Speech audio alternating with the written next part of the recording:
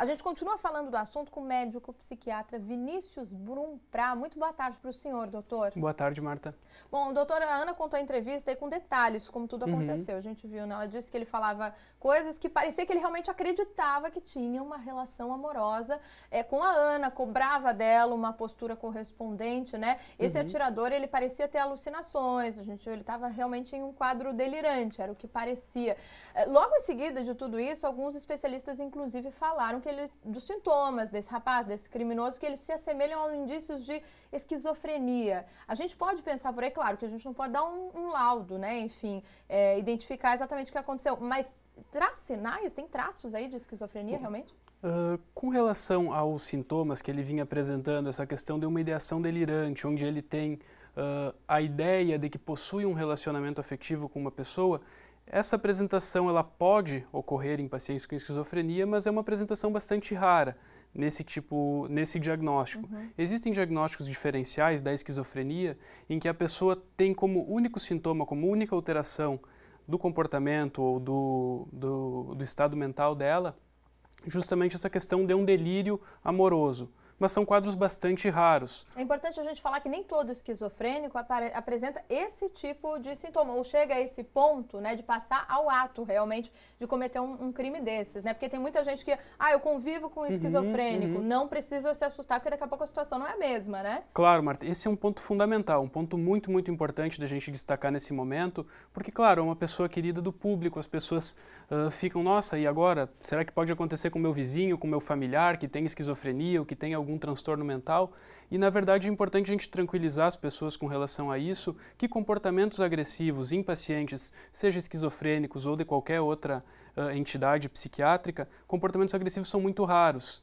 E em tratamento, estando em tratamento, esse risco tende a zero. Então, é um ponto importante para tranquilizar o público. Como é que é o tratamento de um esquizofrênico? Varia provavelmente de caso para caso, claro, né? Mas tem vários profissionais envolvidos. Com certeza, com certeza. Um ponto importante é que o tratamento da esquizofrenia, assim como a grande maioria das doenças psiquiátricas, envolve vários profissionais e envolve também o uso correto de medicamentos, né? E nesse ponto, a equipe multidisciplinar é importante porque não é só a questão de tomar o remédio e achar que acaba por aí o tratamento. A questão da reabilitação social, de grupos de convivência, de acompanhamento psicológico, de terapia ocupacional, tudo isso faz parte do tratamento do esquizofrênico. Isso, infelizmente, nem sempre está disponível. Agora, doutor, como é que a pessoa chega a esse ponto, né? Admira um ídolo, mas não de forma saudável, perde realmente a noção da realidade? Certo. Isso certamente deve estar relacionado a fatores de personalidade que não apenas um quadro de esquizofrenia. Isso é um ponto importante. Mesmo esquizofrênicos que venham a cometer crimes, esse é um índice muito baixo em pacientes com esquizofrenia. Esse risco aumenta muito quando há o uso de substâncias como drogas, álcool ou qualquer outra substância psicoativa, quando há também fatores relacionados à própria personalidade do indivíduo. Então, uma vez tendo acontecido esse delito e em ele tendo sido morto, né, no incidente, a gente não vai poder esclarecer essas questões.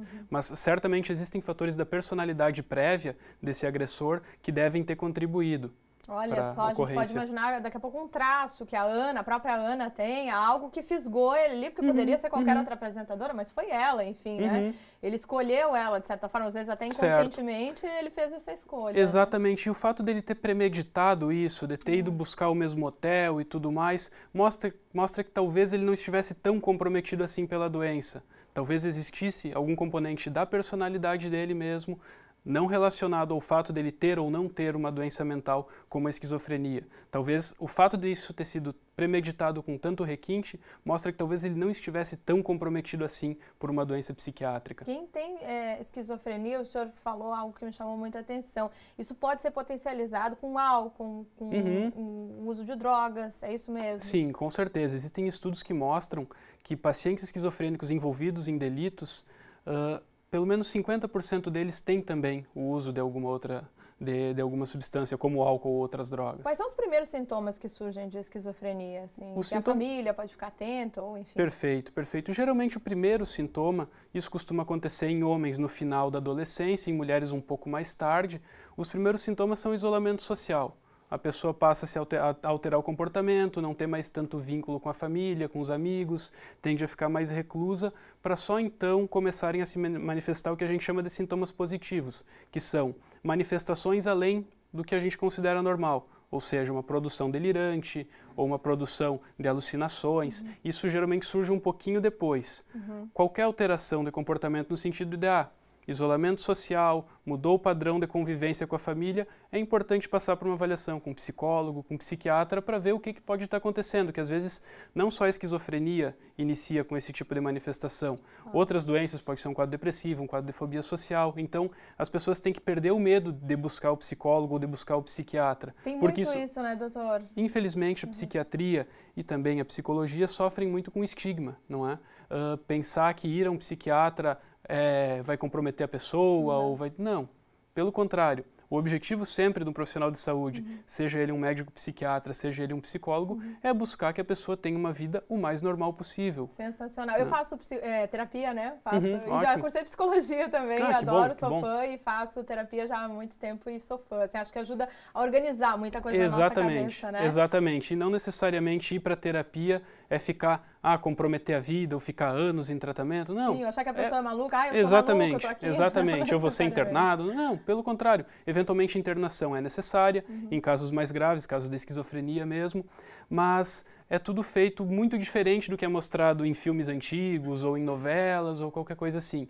A vida real é muito diferente do que aparece na arte e isso muitas vezes acaba impedindo as pessoas de buscar o tratamento. Sensacional, muito boa orientação. Eu tenho amigos, e enfim, a gente estudando tem vários casos, né, de pessoas que têm sintomas que claramente são psicológicos, elas vão procurar todo mundo, menos o psicólogo ou o psiquiatra, né? Procura o cardiologista, acho que é problema de intestino, acho que é problema de tudo, mas o psicólogo a gente tem uma barreira realmente muito forte, exatamente, né, que tem que ser quebrada. Muitas vezes chegam ao psiquiatra com pilhas de exames que talvez não fossem necessários, tendo passado por vários médicos, tendo iniciado tratamentos que às vezes a gente sabe que não são efetivos, para só então buscar realmente a ajuda que precisam. Muito interessante essa nossa conversa aí, inclusive sobre saúde mental, né, doutor? Perfeito. Obrigada, viu, pelas suas orientações, parabéns pelo seu trabalho e até uma próxima. Muito obrigado, Marta, e até a próxima. Até mais.